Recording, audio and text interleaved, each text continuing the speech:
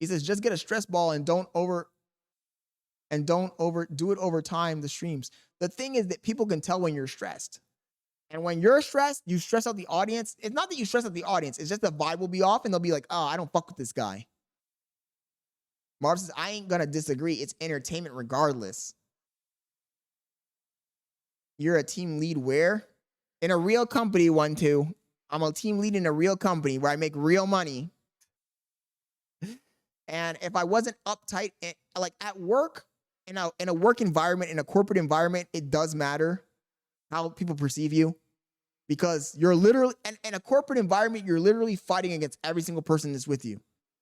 Every single person is trying to claw their way to the top. So it does matter how the people above you perceive you. But in a streaming environment, it's the opposite. In a streamer environment, in a streaming environment, in a content creation environment, you need to come off as personable. You need to come off as approachable. Yo, Dante, thank you for joining the stream. You need to come off as open-minded and just relatable, right? And being uptight, being stressed out is not relatable. Vince says you need to cry. You know, there was a day where I almost cried, bro, on stream. I'm not going to lie. There was a day where I almost cried on stream. The problem, Vin, is that I don't even cry. I don't even cry by myself, bro. That's the problem. 1-2 says, is Fuzi still streaming? Ain't heard about bro in a minute. Nah, 1-2. I think he ran off with the money, bro. He's not going to stream ever again, probably. I thought that he was going to come back and stream because I saw that after he stole the money, he came back for like 3 or 4 days, but he never came back. He came back for a few days and then he disappeared. Marv says, whether or not Fuzi is a piece of shit is all entertaining, but doing nothing but being a sweaty, closeted gay man pumping iron, hell nah. Help me, Mama! Oh my goodness. I just think that the takeaway here, chat, is as a streamer, I want to have that level of openness with my audience, bro. Now, where that will take me, I don't know. Honestly, I don't know.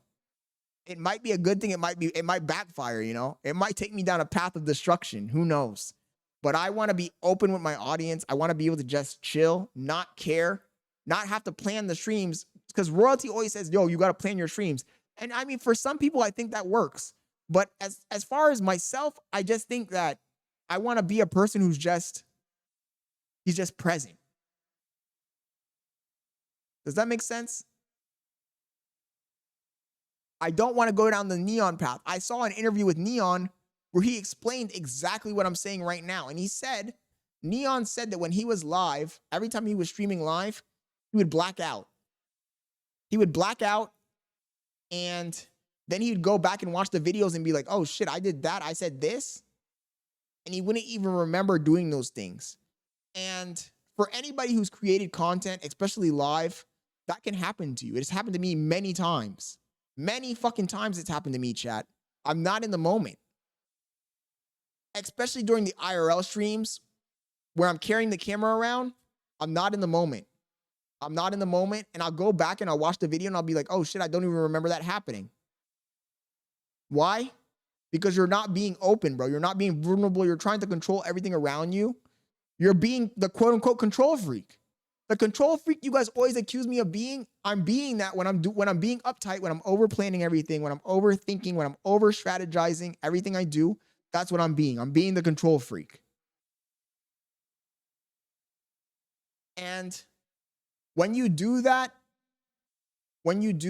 sometimes you start out good.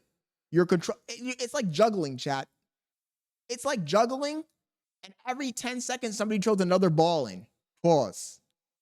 You start out with 2 balls. This is easy. The stream continues. Somebody throws another ball in. 3 balls. 4 balls. 5 balls. 6 balls. 7 balls. Your chest starts getting tight. You can't breathe. 10 balls. 11 balls. Before you know it, the whole stream is spiral out of control. You're blacking out. You don't know what's going on. You're not being yourself. You're not being genuine. You're stressed out. Your audience isn't chatting anymore because they're like, what the fuck is this guy on? They feel uncomfortable. The vibe you're giving off, the energy you're giving off, inauthentic, uncomfortable energy.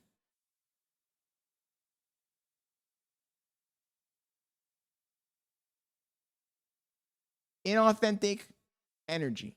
And people can sense that shit. They can sense that shit, and that's why that's why your audience isn't growing. That's why my audience, every single night I ask you guys the same question. How is it possible that I had 500 people stop by, but we didn't reach 20 people concurrent? It's my energy, chat.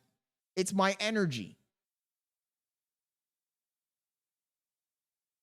I'm sure out of the 500 people who stopped by while we were live, 80, 100, 200 people watched the stream for a few minutes and said, this guy is, I don't know what it is about him, but I don't like him. And they just kept it pushing. It's because of the energy. They can sense the energy.